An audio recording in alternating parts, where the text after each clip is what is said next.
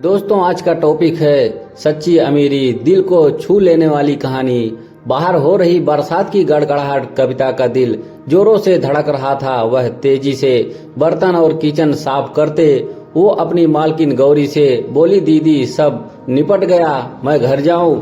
गौरी, बाहर बहुत तेज बारिश है। कविता और आकाश जी भी मेहमानों को छोड़ने गए हैं, अब तक लौटे नहीं हैं। कविता, मैं चली जाऊंगी दीदी। गौरी, अच्छा तो खाना केक वगैरह ले लिया ना? ये ले 500 रुपए, जा खुश रहे। अच्छा सुन, ये छाता ले जा वरना बारिश में भीग जाएगी। मालकिन कितनी अमीर है ना, कितनी बड़ी पार्टी की, बेटे के बर्थडे की मन में सोचती हाथों में खाने की थैलियां पकड़े कविता ने छाता लिया और तेजी से निकल पड़ी।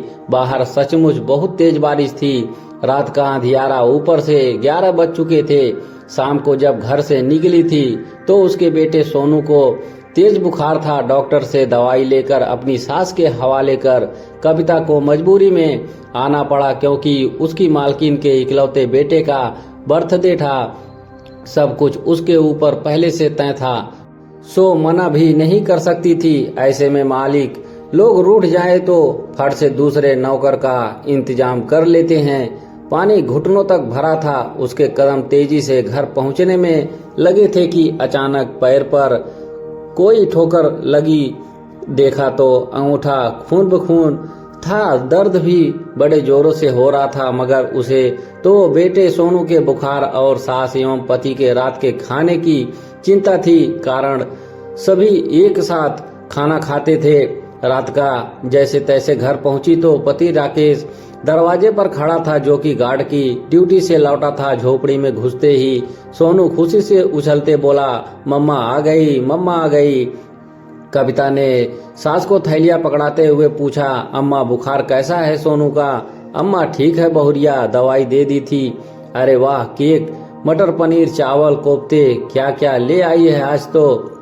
कविता, अम्मा वो मालकिन के बेटे का जन्मदिन था, बहुत खाना बना था, कहकर रस्सी से एक साड़ी उठाई और पर्दे नुमा बाथरूम में बदलने लगी। बारिश में छाता होने पर भी कविता पूरी तरह भीग चुकी थी। सोनू ने खुश होकर केक खाया तो पति राकेश और सास संग कविता ने भी स्वादिष्ट खाने का भरपूर मजा लिया। पूरा परिवार इस पार्टी से खुश था, क्योंकि कविता एक काम वाली तो उसका पति राकेश एक सिक्योरिटी गार्ड।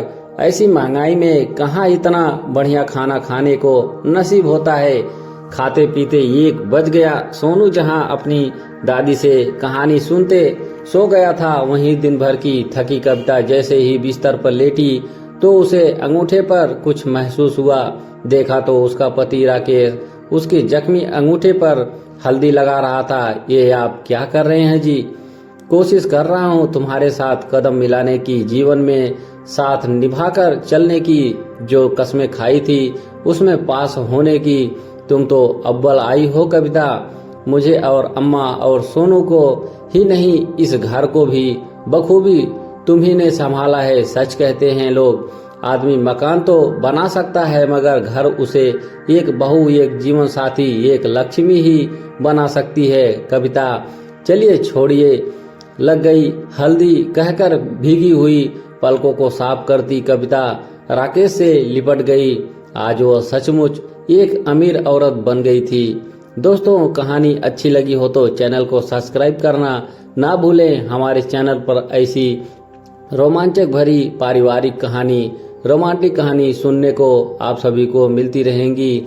हमारे चैनल पर जुड़े रहने के लिए आप सभी का धन्यवाद।